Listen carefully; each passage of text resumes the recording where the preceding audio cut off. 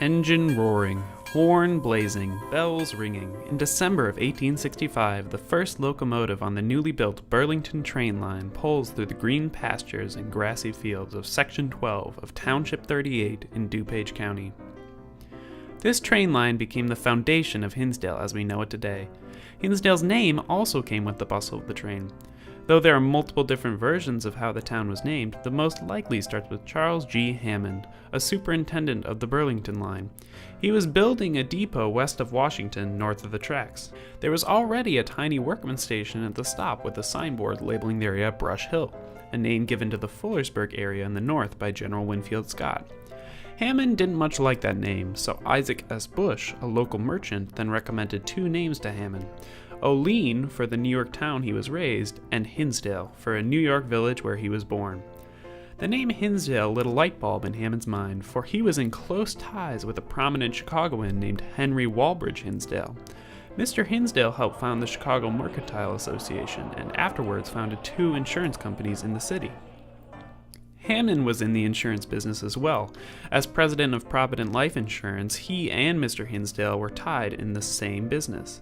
So it is likely Hammond then told Mr. Hinsdale, "We're naming a station for you out west of the city."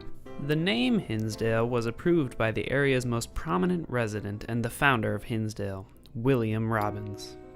He saw the potential of a town along the newly established railroad and moved to Chicago in 1862.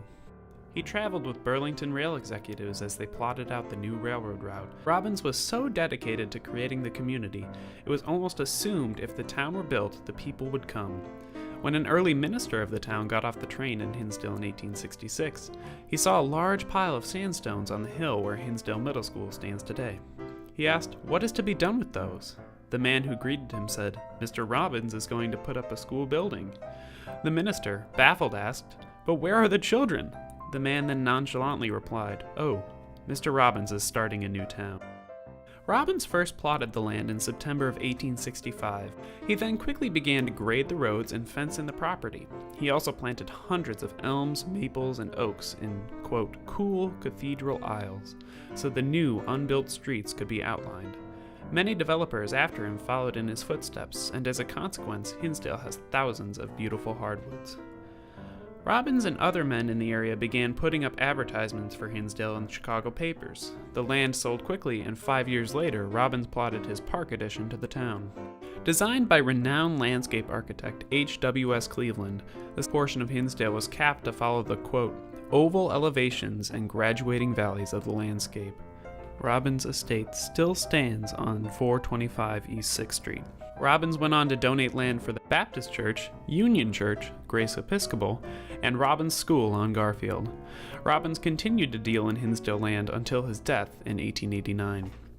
Another fellow founder credited with making Hinsdale what it is today is Oliver James Stow, known to many as OJ.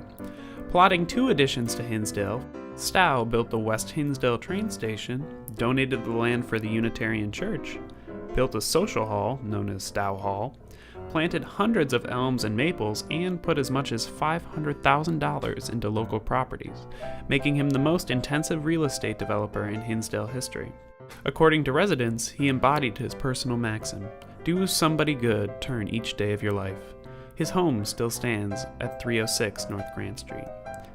Men like Stow and Robbins built the foundations of Hinsdale as a commuter community. But the many, many residents that followed, of a number too many to mention in this video, made Hinsdale what it is today, a great community with a great history.